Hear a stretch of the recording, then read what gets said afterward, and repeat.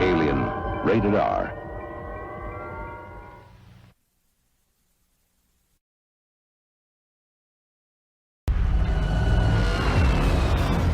My name is Max. My world is reduced to a single instinct. Survive. Drive! As the world fell, it was hard to know who was more crazy, me or everyone else. Oh, what a day! What a lovely day!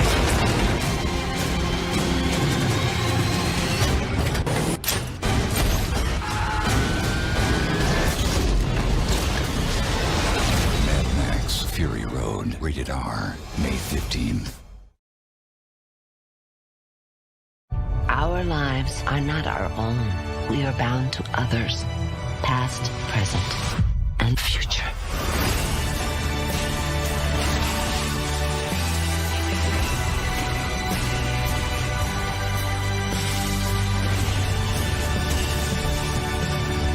Yesterday, my life was headed in one direction. Today, it was headed in another. Cloud Atlas, rated R, in theaters and IMAX, October 26th. What are you? I am Diana of Themyscira, daughter of Hippolyta, queen of the Amazons. In the name of all that is good, your wrath upon this world is over. Wonder Woman, rated PG-13. Experience it in IMAX 3D. The Black Panther lives. I am ready. My heart don't skip a beat even when hard times bust the needle. Woo! Let's go!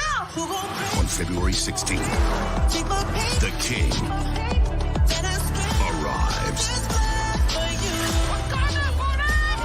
Earthquake, the body drop, the ground breaks. The poor run with smoke lungs and Scarface. Show off. What are you talking about? You need a hero. Look in the mirror. There go your hero. Black Panther, rated PG-13.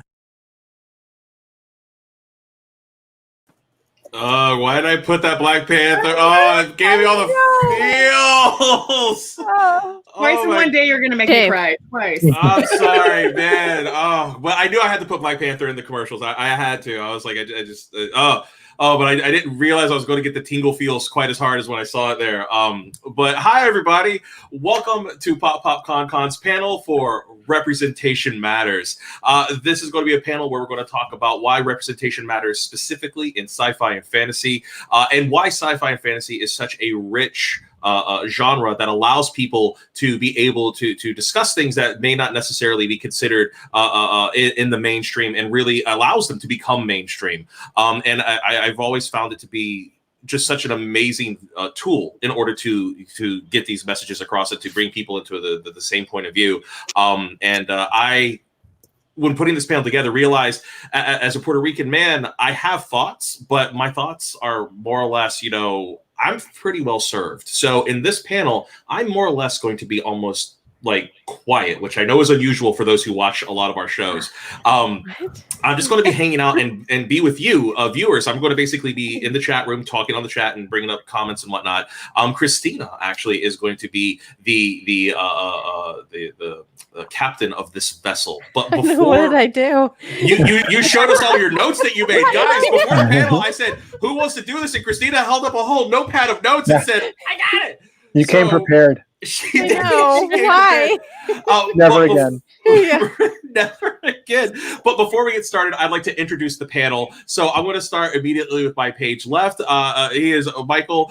He has actually been on a number of panels with us today, and it is toughing it out like a trooper. But thank you so much for being here, Michael. Say hello to the internet and let them know about you. I'm Michael G. Williams. I write queer and award-winning science fiction, horror, and urban fantasy, all of which is ultimately about queer characters and queer experiences encoded into other kinds of things like that. In addition, I am the co-host of a weird and unexplained paranormal podcast called Arcane Carolinas. And because I have the funnest hobbies in the world, I run a website called howbigiscovidtown.com. Okay, we're going to talk about that later. Because now I want to know about how big is COVID Town, because that sidebar later. But to his immediate left is going to be Miss Anastasia. Hi, Anastasia. Let everybody know about you and say hello. Hi, I'm Anastasia Washington. I'm a biracial comedian, actress, podcaster, filmmaker, writer. I don't know, a lot of things. And I am here today to talk to you guys about diversity. In the best voice ever. Right, like that. Yeah, that was okay. Fair enough. But directly to south of her is also her buddy, and they actually have a podcast together that they use. That is also my friend Jenna. And Jenna, please say hello and let us know a little bit about you. Hi, I'm Jenna Busch. I founded Legion of Leia, which is now at Vital Thrills. And Anastasia and I do the Hysterical Podcast, HISTERICAL. It's Hysterical Pod everywhere. I am a movie critic, online host, and writer, and I have contributed to 11 books in the Psych Geek series, including Star Wars Psychology. You may have noticed I'm extremely pale and blonde, but I have been writing about diversity for a long time, so there's that. There you go. And to her screen, right, is a good friend of mine. You've ever been on Pop Cycle's Twitch channel before. You've heard her voice. You've seen her on here tons of times. That's my buddy Christina. Christina, say hello and let them know a little bit about you. Hello. How is everyone doing? I am also a streamer. On Twitch at Xtina is Ninja. Yeah, you know where it is. You can see it. You're not blind. I also used to write for Jenna. Yes. Almost everyone here has written for me. Yeah, yeah, we have at some point. I think Michael might be the odd person out. I think so. Want to write something for me? Sure, why not? You should. Sorry, interrupting. But yeah, so I just consume pop culture now. I don't write about it anymore, but I consume it and play video games. So it's a pretty good way of spending your time if you can do it, right? So yeah, exactly. I'm a fan of it. And then finally wrapping out our panel is Jonathan. Jonathan, if you don't mind, please let them know a little bit about you and make sure to say hello.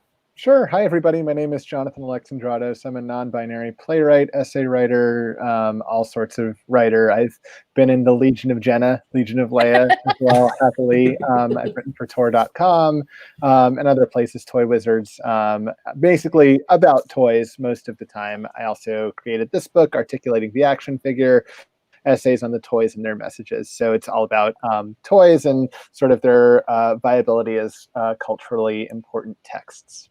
Fantastic. And with this, as I said, I really feel like I would be better served by taking a step back on this panel. So I'm going to keep my comments to a minimum. Christina, the floor is yours. Please, let's take us home. Oh, okay. Where to begin?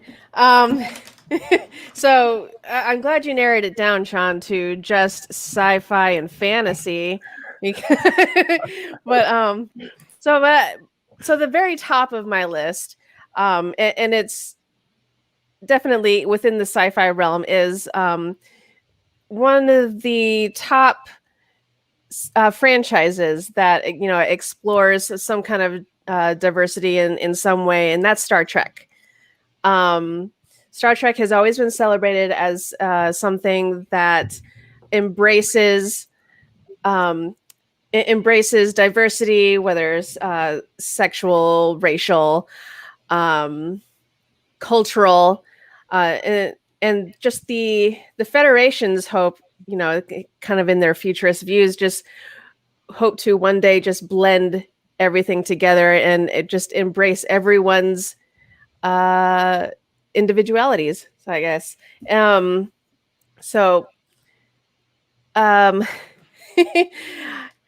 Sean, why'd you make me do this? It's not that easy, is it? It's tricky, right? It's yeah, but tricky. So I saw everyone's head nod in agreement. So I guess I'm like within the ballpark. But Michael, just kind of about Star Trek. What has what do you love about Star Trek in the realm of diversity?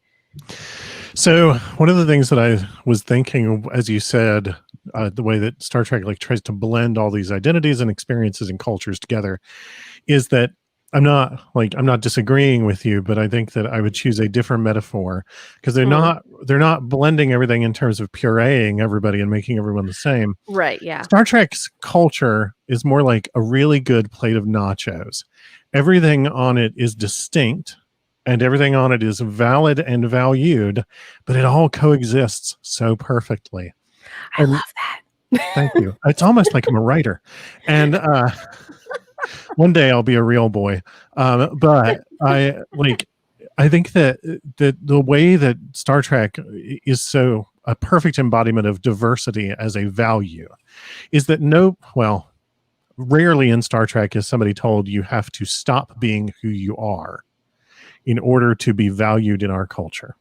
As a kid growing up gay in like way up the mountain in the Appalachian Mountains, Star Trek was my go-to fantasy for like getting the hell out of Dodge and being able to go someplace where it would just be okay to be me. And ultimately, a lot of times the story in a given episode of Star Trek boils down to it's okay for the people in this story to be the people they are. Yeah, exactly. You kind of hit the nail on the head of you elaborated what was going on through my head, but because I'm on the hot seat. Thanks, Sean. No, I'm just kidding. I love you, Sean. Can I jump in on that? Please, jump. This is a real Jonathan. conversation. I would love everybody to jump in. So please. Great. Yeah. Awesome. So, I couldn't agree more. I'm also craving nachos now for some reason, but also I think that yes to all of that. I'm wearing Star Trek Discovery, the Star Trek Discovery like uniform right now. Oh, you are. And partly because they've announced the inclusion of a non-binary character in their coming season, and so they're hiring non-binary actors to like play those parts, and I think that that's really, really, really important. That's actually like something where I think Star Trek historically they've tried to kind of address that, like the sort of gender diversity and things like that with regard to non-binary and trans folks. I think they've kind of fallen short a couple of times in the past. I feel like I'm very hopeful with Discovery that they're going to hit the mark. And that's kind of what I love about Star Trek is that it's always this, thankfully, this sort of ever-existing thing that grows with us. And I really, really love watching that process happen because I don't think any text can be perfect on the first go. But I think that the more voices that get involved in the creation of that text, the better and better and better it gets. And I think we're seeing that happen with Star Trek. Well, I mean, I'd like to jump in too, just because it's interesting how much they actually wanted to include in the beginning and couldn't. And a lot of times that we see Star Trek, or we have seen Star Trek fail at diversity, has been studio and not the story. Like I even remember as a kid, I mean, I'm not old enough to have seen the first Star Trek live, but I did watch it in reruns as a kid. And the first thing I asked my mother is, why are all the women wearing skirts? Why are they all wearing short skirts? How is that a uniform? And that was a really big thing. So it is interesting to sort of watch what they've been able to do and allowed to do as the culture has changed. I think they're so groundbreaking. As a woman of color, Star Trek, the original series, is groundbreaking in many areas. It was my dad was a sci-fi fantasy comic book fan. And as a Black man, that was, not the most common thing. But Star Trek was one of the ones that was really, for the Black community. And I think Nichelle's role and for the pressure on Nichelle and the fact that Martin Luther King was a fan and continued to support her and encourage her to be part of Star Trek will show you how much that means to the Black community, the original series in general. But also for I have a Japanese uncle and to see, George Takei, who went through very similar things as my uncle, who was an internment camp. He was an internment camp. Like this, for me, Star Trek is like my family. It looked like my family. It felt like my family. And so I don't know. It's one of the few shows that I could say that about. Nice. So, but yeah, going back to what Jonathan had mentioned, the Star Trek has been reportedly just, been very open about wanting to be more inclusive by hiring different voices within the LGBTQ community, as well as, actually putting in the forefront diverse characters like their actors' names are Anthony Rapp and Wilson Cruz in Discovery, who are the sweetest couple in the movie, and it's just like so heartbreaking when stuff happens to them, and I just love it how they're not treated as the token couple, like an actual drama is happening with them, like real relationship conflicts are happening. They're just treated like, like just like basic couples. Important. Oh, go ahead. No, go ahead. Well, importantly, they're not the only queer characters in the show. Yes. And so that's important to make sure that it's not tokenism, to not like just pigeonhole them as, ta-da, let's pull the curtain back. We've got queer characters. Now let's draw the curtain closed again. But also, their trauma is never about being queer characters. Mm-hmm. And that's a really important part of representation. They get to be queer people who have joys and also who have challenges, and their challenges are not about that identity. Yeah. And did anyone else have thoughts on?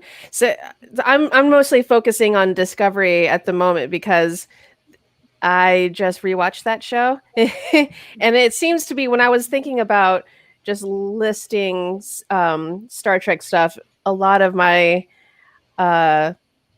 a lot of what I was listing was coming from Discovery.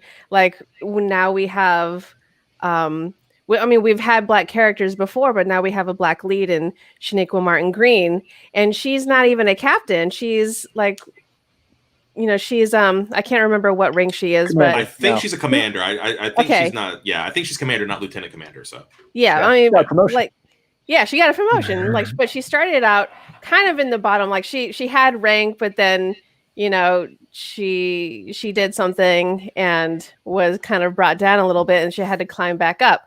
But and then we have Michelle Yeoh. She was captain of the first ship, and I just kind of love where her story arc is going. Mm-hmm. I mean, yeah, she's another Asian actor who has become sort of like a villain at times, but anti-hero at other times. But Asian characters, we'll get there. And then the newest actor, David Ajata, who's Booker has anyone seen the new season yet? No, I've been staying away from it because I wanted to not be stressed with Pop Pop Con Con, just so I could focus on it. Guys, let me tell you, it is so good. Mm-hmm. Yeah. And I do want to piggyback on what Michael said a little bit. I think the thing about diversity that has happened in years before is that there's always been a token, right? Like a token gay character, a token Black character, a token Asian character, and diversity to get to the point where it's actually not diversity anymore is representation without being token. And without highlighting the trauma. It's a little fine area though, because like as a Black woman, as an LGBTQ person, you do bring those kinds of experiences and prejudices and all that is, it follows you because that's what you're experiencing. So you don't want to highlight it. You don't want it to be like diversity, like porn or something, like where it's like torture porn, like watching you go through these things, but you can't also at the same time deny that there is some kind of, because at the end of the day, there are people with different cultural backgrounds, and while you don't want to make them into a caricature, but you still have to acknowledge that they have different backgrounds and that they celebrate those backgrounds. But it is a fine line if you're not part of the community and you could run the risk of just becoming like that catch-all person. Well, that happened in Marvel, with Black Widow, because for a large portion of the beginning of the Marvel Cinematic Universe, there's Black Widow and a bunch of men. And so people were like, oh, you're hooking her up with everybody. First of all, she can sleep with whoever the hell she wants and as many of them as she wants. But also, if you had more than one woman, you wouldn't have to do that. And so when there was that whole controversy over whether she was sad about not having kids, it was, I think, less about what was said and more about the fact that, like, we're going to put every story about a woman on her because that's the only one we've got, and so then you get that whole unicorn thing, and that goes for everybody. If you don't know about the unicorn thing, it's that you're the one person who likes this stuff. I used to get it all the time when I was, because I'm 47, so when I first started covering this stuff, or even as a little kid playing D&D or being into video games, what I got a lot of was, no other girls like this. Of course, then later we had Gamergate where they're like, you're a girl, go away. I'm like, but weren't you the ones who were just saying you wish there were, what? Okay.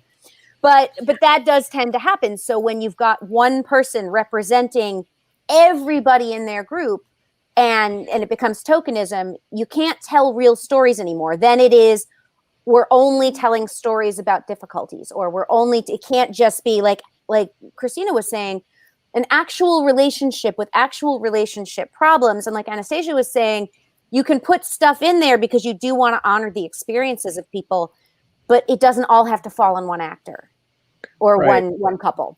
Right. To that point, I do a lot of work as a script consultant. So I read, like, people, basically give me scripts that have non-binary and queer characters, and they ask me, like, okay, well, what do you think of this representation? And the most common thing that I notice is that, like, there would be, let's say, one non-binary person there, and it feels a little bit like the writer kind of fell down a hole with, like, every stereotype of a non-binary person and then just, like, put it into that one character. And at the end of the day, you get something that nobody really matches. Like, it's got little bits of probably lots of people, but it's just kind of incomplete as a whole person. So the guidance is kind of getting that character to perhaps not represent every single thing we've ever heard about non-binary people, but maybe just be themselves. And, like, that's a fully formed character instead of a trope. Right. Yeah. That I feel like that is the biggest thing. And as a writer myself, I know that sometimes there are experiences that I'm writing about that are not mine. And that means that I have to go outside of myself, do research, and ask the people that have experienced these kind of things if this plays. Obviously not everything, because we write all kinds of stuff and not everybody's experienced these, or hopefully nobody's experienced some of these things. Mm-hmm. But there's these, like, tropes, right? Like, I, as an ethnically ambiguous, because I am a light-skinned Black woman, I am the sassy best friend, right? A gay man in a a movie is typically what? The sassy friend. There's all these tropes. We don't have to fit those tropes. They can actually be fully formed characters with emotions and backgrounds. That's very true. I wanted to jump in for a second because I did have one question I wanted to ask everybody, and I'll tell you my own experience for a second, then I'll let everybody respond with theirs. I always find it interesting the first time you really see somebody who represents you on screen, whatever that can be. And for me, I've always found that a lot of people tend to find that vector in sci-fi and fantasy. They tend to find that person who, that very much feels strong to me. And I was really thinking about it. And the first time I ever felt very strongly towards any sci-fi character, and it's sad because I was in my 20s by the time this happened, was Edward James Olmos as Adama in Battlestar Galactica.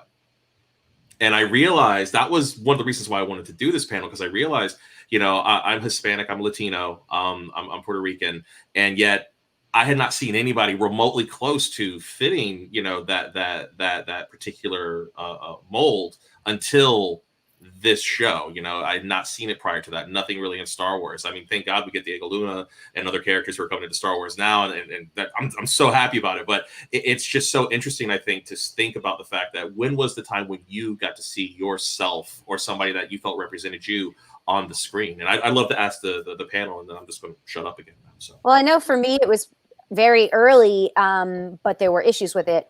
For me, obviously, anybody who knows me knows it was Princess Leia that I saw first. I saw Wonder Woman on the TV show. Yeah, that's how old I am. But there was still something about her. As much as I loved Wonder Woman, she was still being all sweet in the office and all of that, just all the things you're supposed to be. But Leia wasn't. She was a self-rescuing princess. I know that's on every t-shirt now, but back then that was a huge thing because every other girl I'd seen was there as a token, a prize to be won, somebody to avenge something for somebody who was killed and then spurs on the action, or they're just draped over the hero as decoration. The problem was there weren't many women in the entire thing. You know, I remember when, what's it called? The standalone Star Wars movie, brain is not working. Rogue One. Solo or yes, Rogue One? Rogue One. Rogue One. When Rogue One came out, I posted a trailer and I was at an airport. And before I got on the plane, the big thing for me was that all these people piled on and they're like, another female lead. I'm like, you would never say that about a male lead. And also, let's look at the trailer again and count the number of men and count the number of women. There were 2. So while Leia was amazing, she was by herself in a group of men and a Wookiee. So who would like to go next? I can go. Mine's complicated. I can see myself as a woman in a lot of things, right? As a strong woman, we can see parts of that. I started as a child actor, so I was playing the best friend, and the closest I had to seeing myself on screen besides myself was Six from Blossom, because she is also half Black and very light skinned.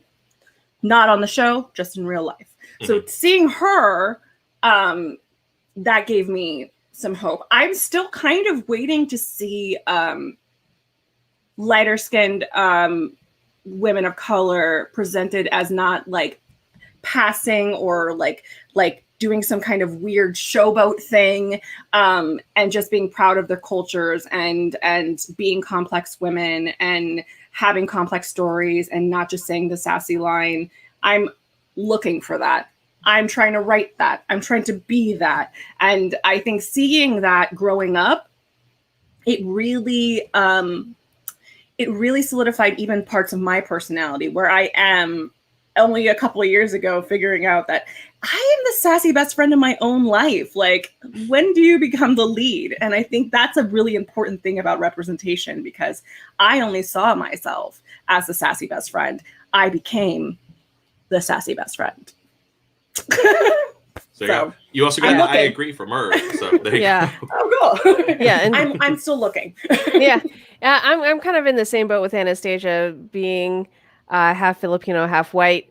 Filipinos are still not largely represented, especially in the sci-fi fantasy realm.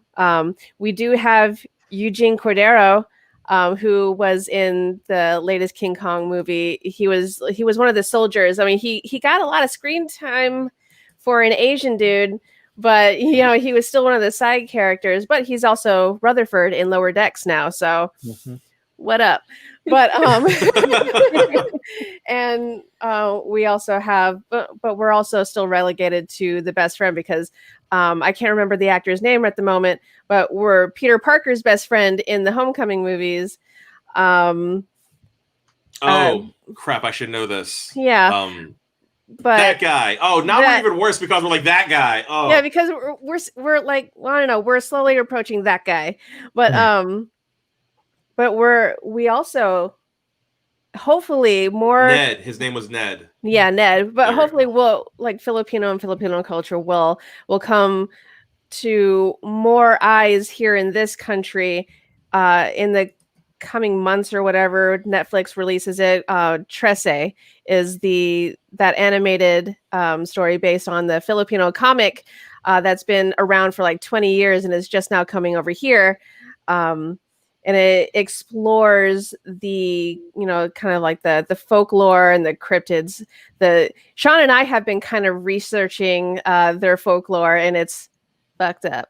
Like I've known about it since I was a kid, but like Sean, I get to see it through his eyes. Like this is worse than Cthulhu, but but yeah.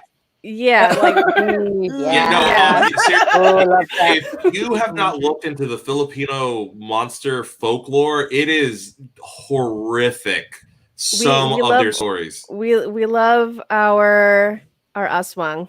Yeah, the aswang are just completely crazy. And what's funny is that we were talking, we were throwing like basically ghost stories back and forth because we like watching a lot of horror movies together. So she would tell me an aswang story, and then I would tell her a story from the Puerto Rican side of it.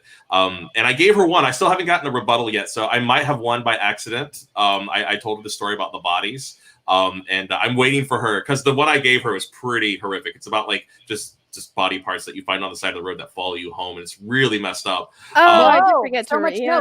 Right. But I'm waiting because I know Christina's going through. Oh, you got one? Here, hold on. Well, there's like, and I experienced. We don't have to do it right now, but I'm saying, but like, I'm waiting for it. Yeah. No, this is a quick one. Like, I experienced this as a child, but when we were in the Philippines, I was never, because I was a wee one, I was never allowed to sleep near the windows because the aswang will. They love children and they love unborn babies. So I wasn't allowed to sleep near a window or else the aswang would catch me. So, that's just one of the things. But some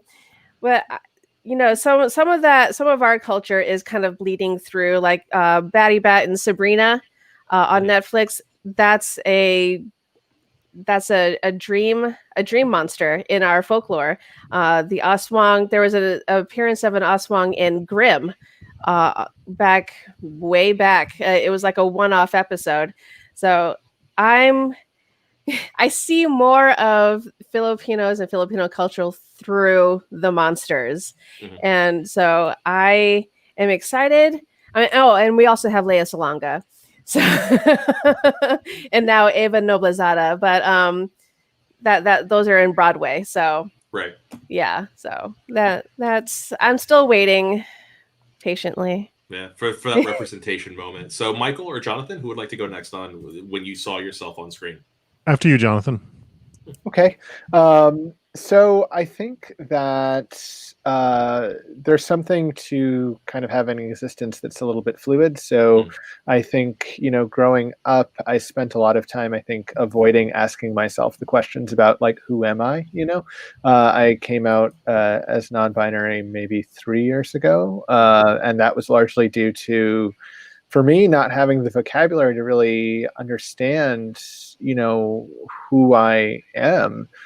From a young age. I spent a lot of my childhood trying to be whoever was being portrayed as the popular person on TV. So like, most people like Tommy from the Power Rangers. Maybe I could try to act like that. Doesn't work out. Also, Tommy's an asshole, but like that's, and like going over to Star Trek, like, Captain Picard has these great qualities. I'm going to try to be like that. So like, it wasn't actually until like my Big Fat Greek Wedding as a Greek person, like that I actually saw a movie there was like, it can go the other way. Like stuff up there can actually reflect me. I don't have to reflect the stuff up there. That was like a really trippy moment for me. And from that point on, I started to think more about like, let's dive inside of me. So after that, that's where I started to think about like, well, I didn't know anyone on TV that was expressly non-binary. And I lived in a household that was fairly queer phobic. So it's not like that media was really there. But, I started to like invent kind of Transformers. Why should they have a gender? It's a car. I don't know. Like that could be anybody. So I would start to invent like my own storylines off of stuff that was just out in media that I kind of felt didn't really have to be gendered in binary ways. So I started to own it. And now, I mean, I do get really emotional and really, I really respond a lot to stuff like what is surely coming up in Star Trek Discovery, where we'll have, a non-binary character. And so whenever I see that, like, I just, I do get really choked up because it reminds me of how like I didn't didn't really have that, as a kid. And I really spent a lot of time trying to be someone else that I'm not. I have a multi-pronged. Oh, sorry, go ahead. No, I was like, and Michael? Oh, I have a multi-pronged answer. Sorry. As a kid watching, I'm 46, and so as a kid watching Star Trek the original series and reruns on the local UHF station, my take was, well, obviously Sulu is queer, and of course that's why Mirror Sulu is straight, because he's evil. And but I also was in a very queer phobic environment, and so it was having to look for that kind of stuff. There just wasn't representation in media for queer characters at the time. I think the first time that I saw, well, the vast majority of queer representation that I saw was the butt of the joke, or they die in the horror movie, or they die of AIDS. The end. The first time that I saw a queer character at any agency was actually in the movie Car Wash, where there's a great scene when the queer character is in the middle of being bullied by a homophobe, says, listen, I'm more man than you'll ever be and more woman than you'll ever have. And that's the first time that I ever saw a queer character stand up for themselves in the face of that bullying.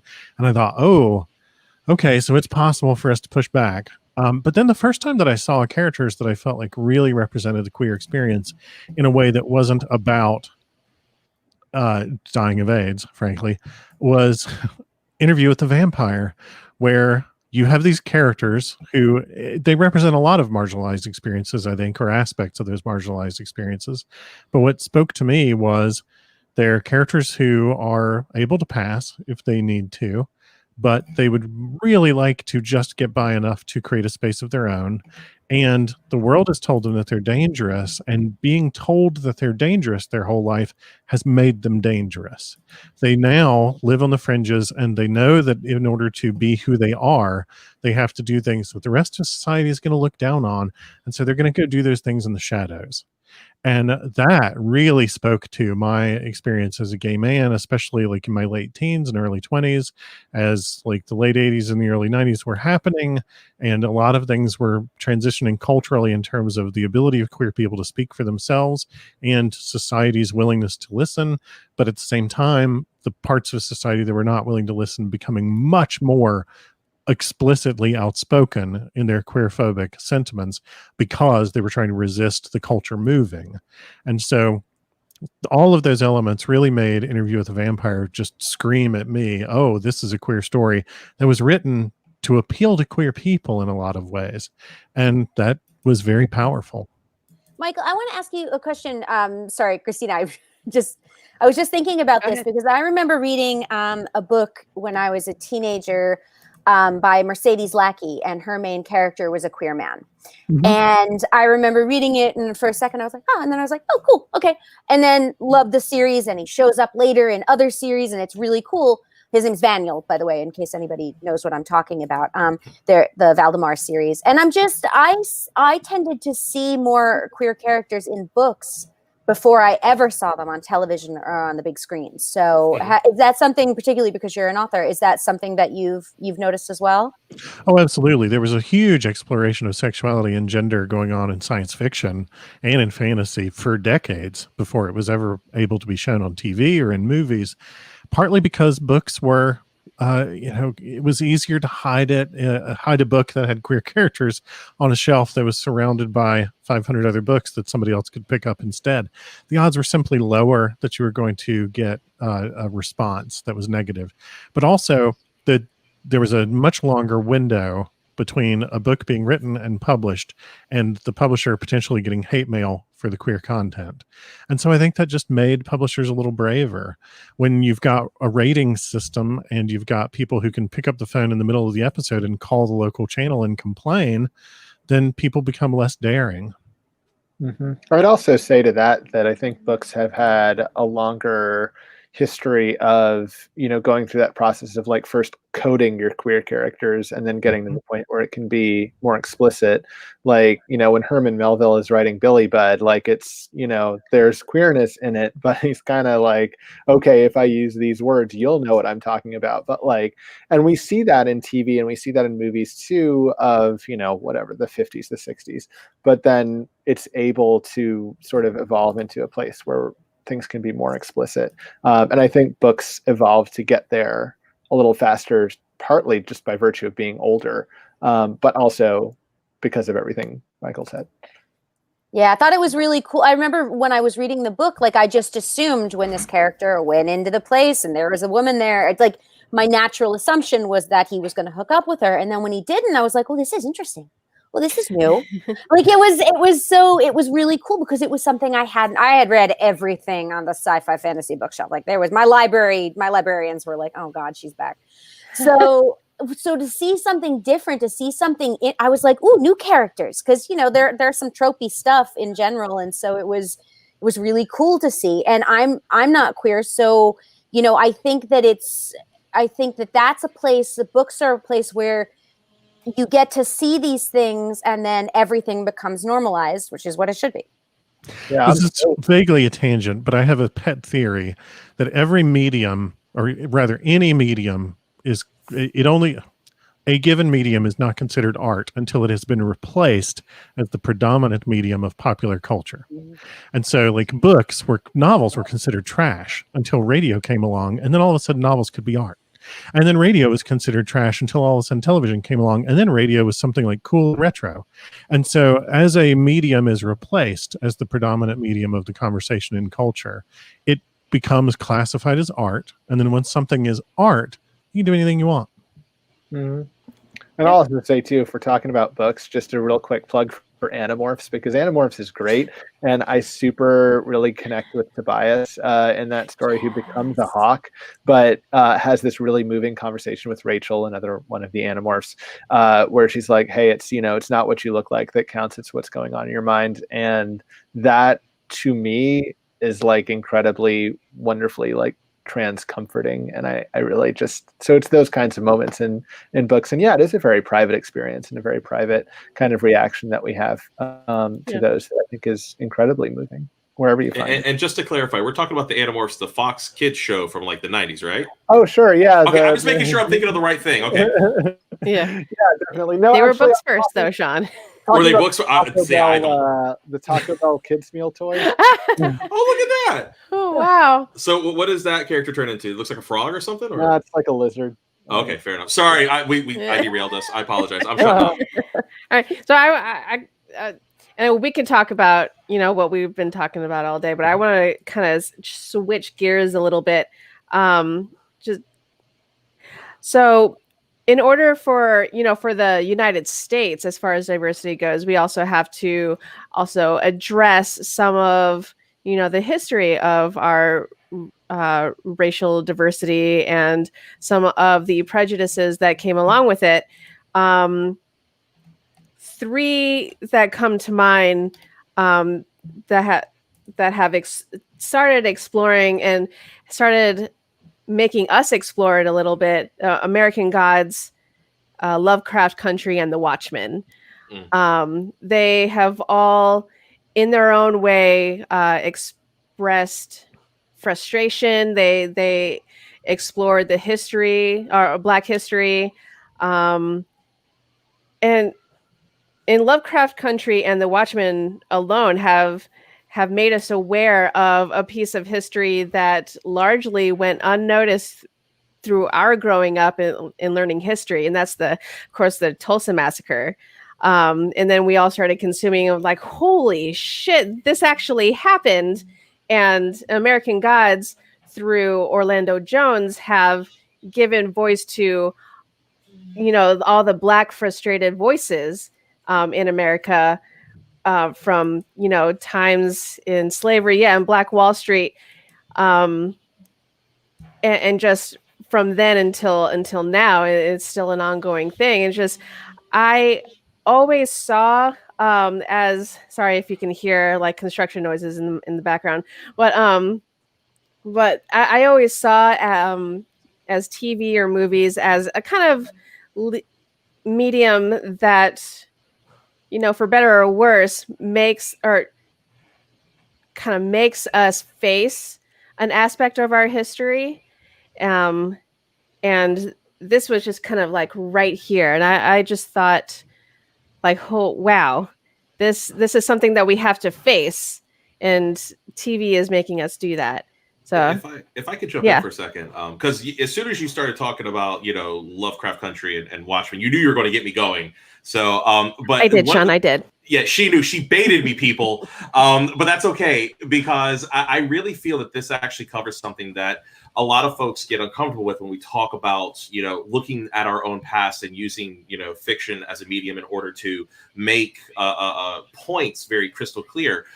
We can still love something and accept its flaws. We were actually talking during Deep Space Nine about the fact that there's a character on that who is a terrorist. Her name's Kira Nerys. She literally killed people. She bombed places. She was fighting for the freedom of her people, and she hated being called a freedom fighter. She considered herself a terrorist in order to get these people off of her planet. And that is something that they never shied away from, but they still showed her to be an intrinsically moral character, somebody who actually was trying to do something for the greater good, even though she was in this weird space. And what I like about that, and what I like what Watchmen did and Lovecraft Country and even American Gods, is you can look at something and say, man, we have screwed up, but this is how we can be better.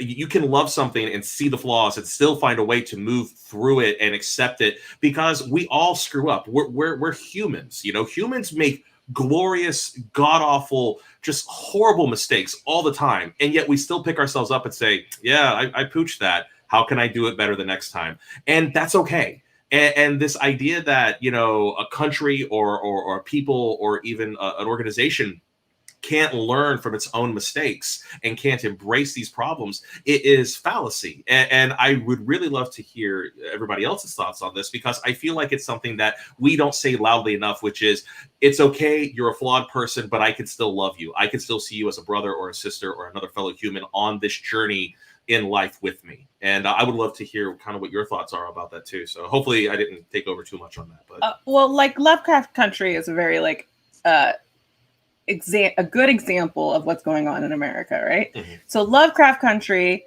is a book that took over a famously racist author's narrative, made it a Black narrative, but was written by a white man, right?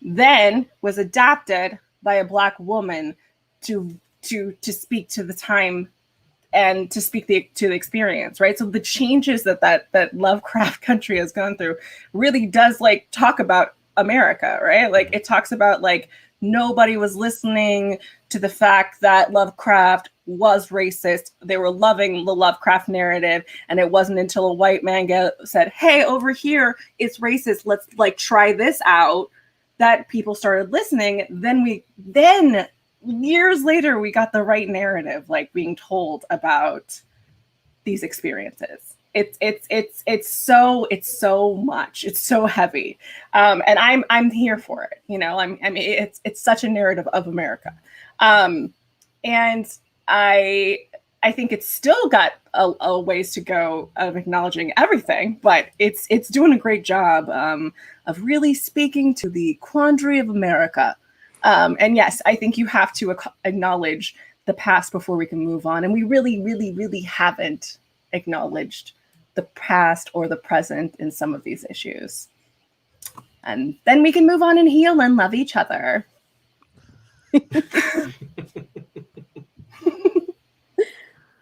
But yeah,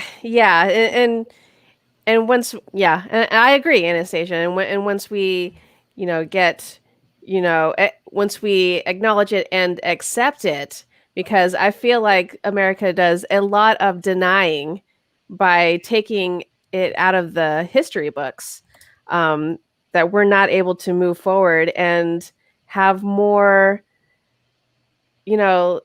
Spider-Man into the Spider-Verse and Black Panther. Yes, please. Yeah. Or and just growth in general, you know, like I know that I am not perfect. You know, I have been an LGBTQ advocate since I was a kid, but I am not perfect. There are years ago, like if you ask, like I said stupid things. Like I used to say tranny voice. That is horrible, horrible, horrible. Did I mean it in a mean way? No. Am I a better person for knowing that I shouldn't say that? 100%. But I had to acknowledge that I was a jackass for a second. Yep. Yeah. And actually, you know. Go ahead. Yeah. You know, Christina, this is actually, you know, should I do the big story about my grandfather? Should I do it? Because that's really the best. You've already introduced it, so you might as well. Okay. So there's a story that I tell people a lot about how you can love somebody, flaws and all. And this is very telling about where I grew up, the people who raised me, and how just being around them, I was able to change them for good and for bad. Well, actually for good. I didn't change anybody for bad, I think, in this particular story.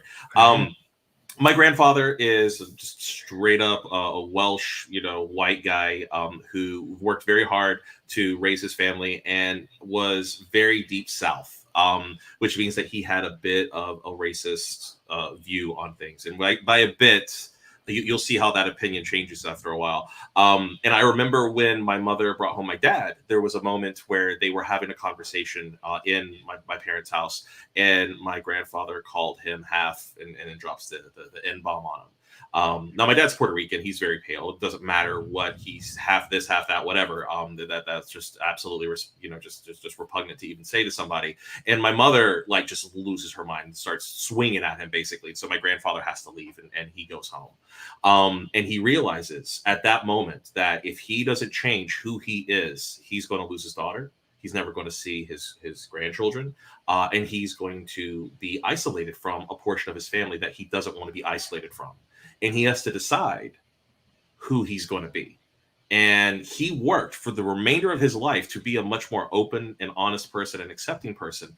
And to his credit, by the time I was a teenager, he would come around and he'd stay with us for, you know, months on end at times just to kind of come and hang out with the family. And I bring over my friends, and I had a good friend of mine in high school named Rent. And Rent, for just think about teenage Wesley Snipes. If anybody needs a mental image of what Rent looks like, teenage Wesley Snipes. And so that became like one of my grandfather's like favorite relationships because he loved hanging out with Rent.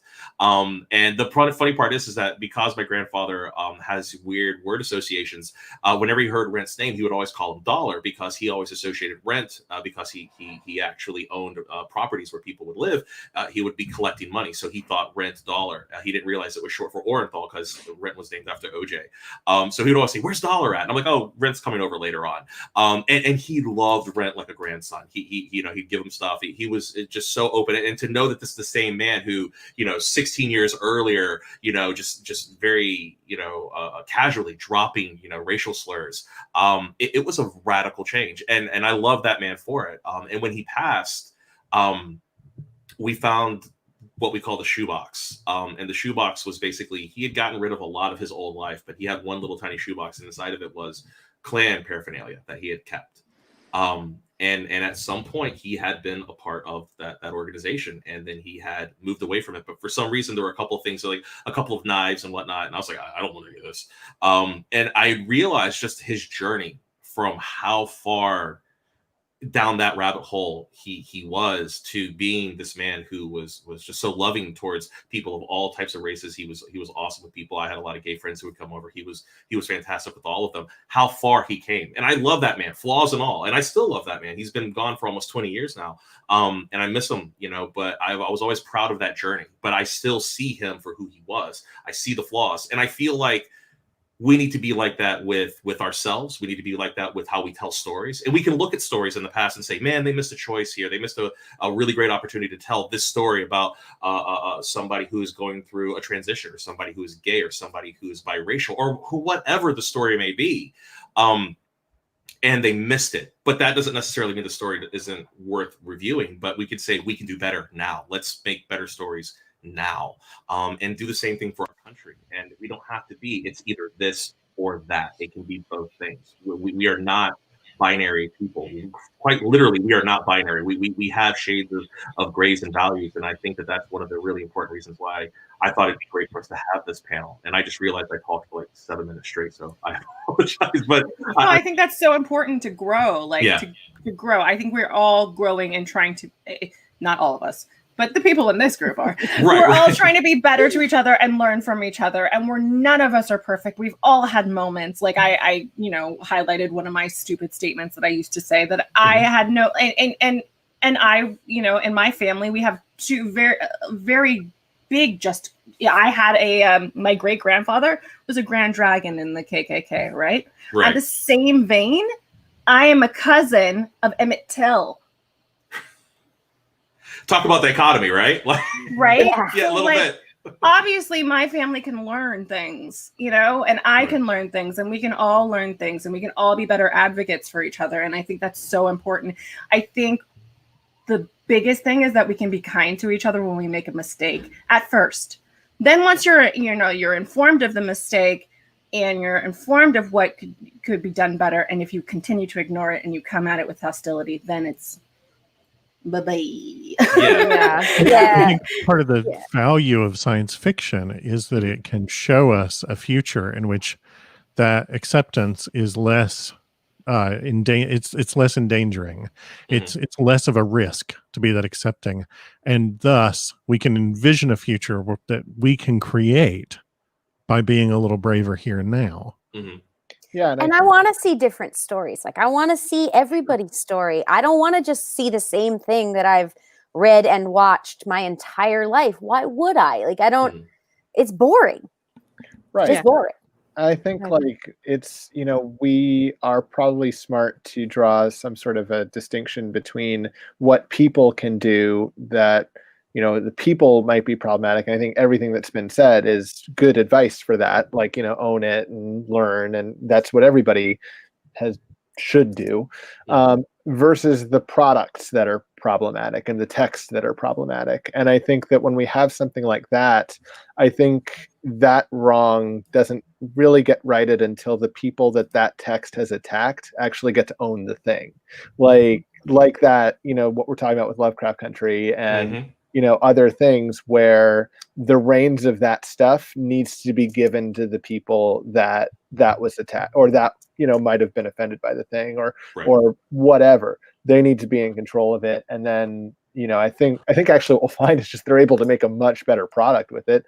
Or they might decide, hey, look, we don't need this crap anymore. Like we're done. Like we're done with the Confederate statues. We're like, that's gone. Great. I'm done with them. Yeah. So just in case we didn't know, I'm done. I've been done. Done. Yeah. Done. Totally done.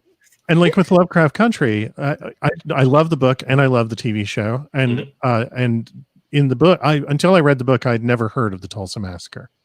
And in the book, they talk about the Tulsa Massacre, but they don't show you the Tulsa Massacre. Right. And in the TV show, they say, no, if you're on the ride, you don't get to tell yourself it probably wasn't that bad. Yes. We're going to show you how bad it was. And that is very powerful. And that is a way in which the show gets our attention and then does not let us move our attention off of the story they are telling. Yeah. Very powerful. But also doesn't exploit it. There's a line. Yes. There's a line of and sometimes I don't know what that line is. Like I recently saw that movie Antebellum and I love Janelle Monáe. She's everything. But at a certain point in the movie, I was like, this is exploitive of the pain of my of my culture. Like it got to the point where I was like, ouch, stop. I get it, and I think that people have to explore that line, and sometimes we just overstep. And I'm sure, the LGBTQ community can definitely attest to seeing this kind of stuff happen on TV all the time, where it gets to the point where it's like, oh my gosh, we get it. And so I think there's a fine line, and I think Lovecraft Country really did get to that point where it was not exploitive, and I think that's important. Yeah, and them just kind of listing some of the names of the victims of the Tulsa Massacre really started hitting it home for a lot of people who were watching, and it just kind of gave it more realism that, hey, there were actual victims, not just, like not just nameless nobodies who suffered, but actual people. Yeah, it wasn't just property damage. It was an entire community. I mean, just gone. Yeah. And going off of what some of you guys were saying about different voices, I am so glad that we're getting more diverse voices instead of like the standard white guy director. Like we're more directors of racial diversity are coming into the foreground, like Taika Waititi, Rick Famuyiwa. I'm sorry, it's like I had to really sound that out. Deborah Chow, Bryce Dallas Howard. I mean, there were. I love that more women directors are coming too. Kathy Yan, James Wan, he's a Malay director. Jordan Peele, just bringing Anisha Green, Lovecraft. Yes, and Anisha Green, exactly. And then female writers like Christina Hodson, who, in my opinion, has made the only successful live action Transformers movie in Hollywood right now. Bumblebee. Yeah. Bumblebee was legit. Bumblebee was pretty legit. Is legit. Here's my book thing from that. Oh, nice. But just like pretty much the whole director's list on The Mandalorian, basically. But because they get to bring their voices and their insights into something that if some other director had even though they did their due diligence in doing some research, something will always fall through the cracks, or they'll make it into kind of like a caricature. Like the most recent complaints we've been running into is Mulan. Right.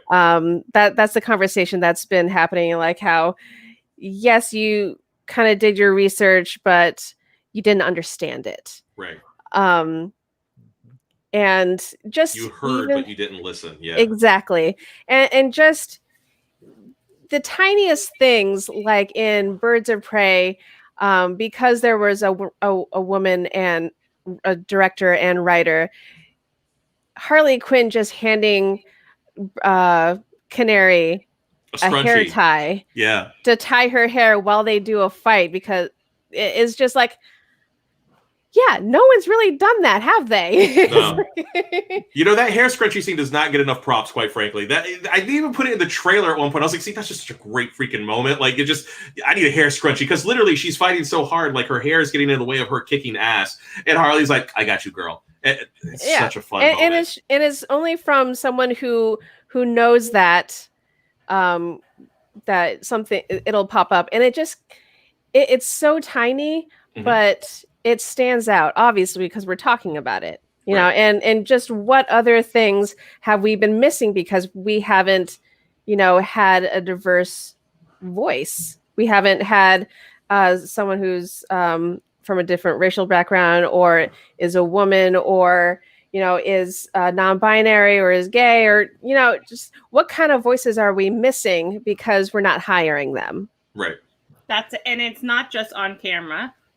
We need it on camera, but also behind the camera, and all on so many different levels. Like, not just, if you are other than a white straight male, and even then Christian male, usually, we need you on all these different.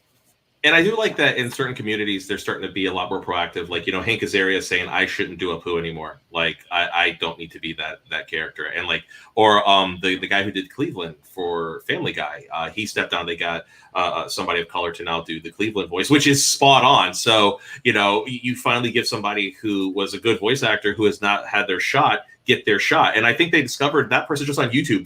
This guy just did a great Cleveland impression and put it on YouTube. And they found him because they were like, we're looking for the best Cleveland. They said, you got to go see this guy. And now he has a career, and he's going to be doing, the voice of Cleveland for the foreseeable future. Giving people opportunities is the greatest way to create equity. When you don't give people a chance to sit at the table, it just makes for less enjoyable content, in my opinion. period. You know, the more people you have at the table, in my opinion, it always makes for a more enjoyable experience. But with that, Christina, I have to take control of the panel back over because we're out of time. I know. Like one thing. You got one more thing? Okay, go. Okay. And just because we're on like this conversation of growth, I want to applaud at least the Disney Channel. I know, but and then some of the just cartoons in general for kids, Steven Universe and the Owl House have started, especially Steven Universe because. Because they've been exploring all types of gender and sexual diversity and just like gender diversity. Sorry, and then the Owl House has a bi character now, like openly bi character. So just like I'm glad that. Even our cartoons now are starting to show that, hey, there are different types of people instead of, the standard that we've been seeing for like all our lives.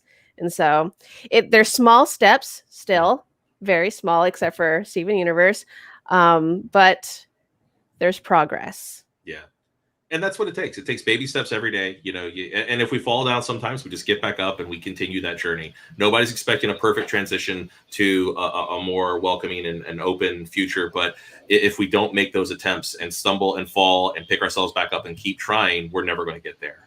And what I think is amazing is not only did everybody here bring fantastic stories, but we also talked about so many amazing creators who are currently fighting those battles and currently creating content that is absolutely amazing. And what's great is that it can exist alongside of other creators who may not be of color. They might just be, straight white men. And you can have all of these creators come together and make beautiful artwork and beautiful, creative, amazing pieces of just beauty. And I love that. And I think it's really the goal, not the exception. And I think slowly but surely, we're going to see it happen. We might be older than dirt by the time it happens, but I think when we look back on like 2020, we're going to go like, wow, we came a long way since then. And I don't think I'm writing Diversity: The New Hope right now. Right. Well,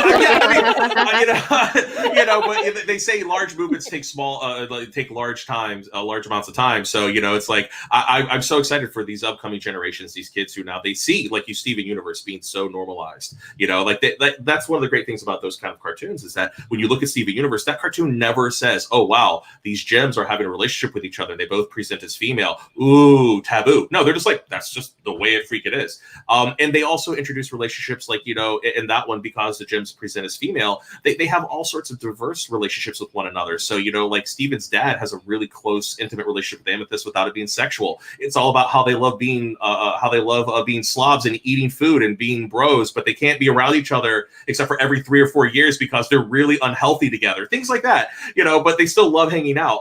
But these kind of events and stories and how all these characters can relate with one another, I love that shows like Steven Universe are making that just completely 100% normal and not something to say, oh, well, that's the exception. No, that's the rule. We can all just love and be with one another, and it doesn't have to be awkward or we don't have to make a commentary about it. We can just appreciate one another, and that's the goal, is to be there where we don't have to go, oh, did we include this person?